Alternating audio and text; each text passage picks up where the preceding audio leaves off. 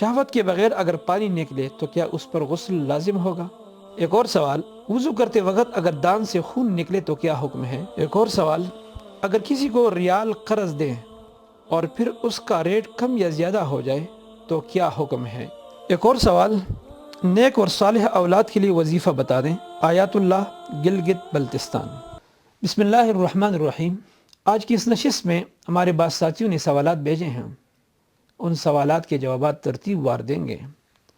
پہلا سوال یہ ہے کہ آج کل اٹیچڈ باتھ روم کا رواج ہے جس میں غسل خانہ اور لیٹرین ایک ساتھ ہوتے ہیں، کیا ان غسل خانوں میں کپڑے بدلنے اور شیشہ دیکھنے کی دعائیں وغیرہ پڑھنا جائز ہے؟ آیات اللہ، گلگت بلتستان۔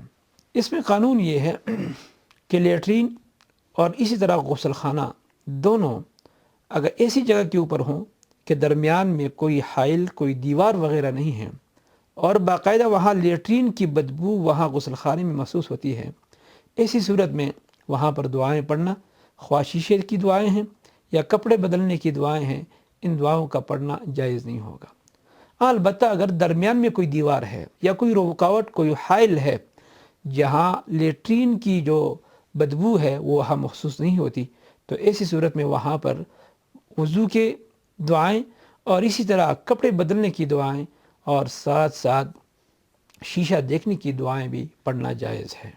ایک اور سوال، نیک اور صالح اولاد کے لیے وظیفہ بتا دیں۔ آیات اللہ، گلگت بلتستان۔ آیات اللہ بھائی صاحب، قرآن کریم کی 2 آیتیں ہیں، آپ ان کی ورد کیا کریں، ان کی تلاوت زیادہ کیا کریں۔ ایک آیت ہے رب لا تذرنی فردا وانت خیر الوارثین، اور اسی طرح سورۃ فرقان کی ایک آیت ہے ربنا حب لنا من ازواجنا وذریاتنا قرۃ اعین۔ انشاءاللہ اللہ تعالیٰ سے امید ہے کہ اللہ تعالیٰ آپ کو نیک اور صالح اولاد عطا فرمائیں گے۔ ایک اور سوال، وضو کرتے وقت اگر دان سے خون نکلے تو کیا حکم ہے؟ بھائی اسرار صاحب، سعودی عرب، خمیس۔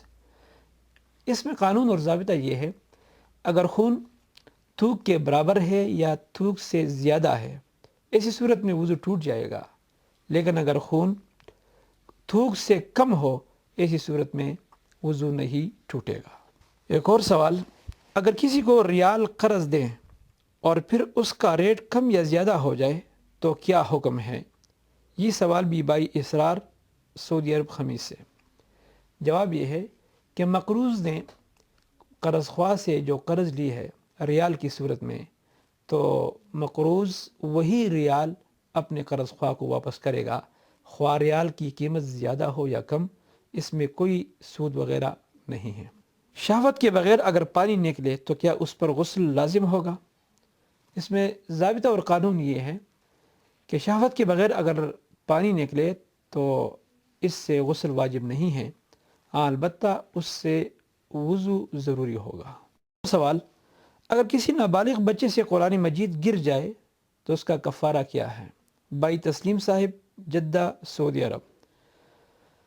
والدین کے لیے ضروری یہ ہے کہ اپنی اولاد کو قرآن مجید کے متعلق اس کا احترام اور اس کا ادب سکھائیں۔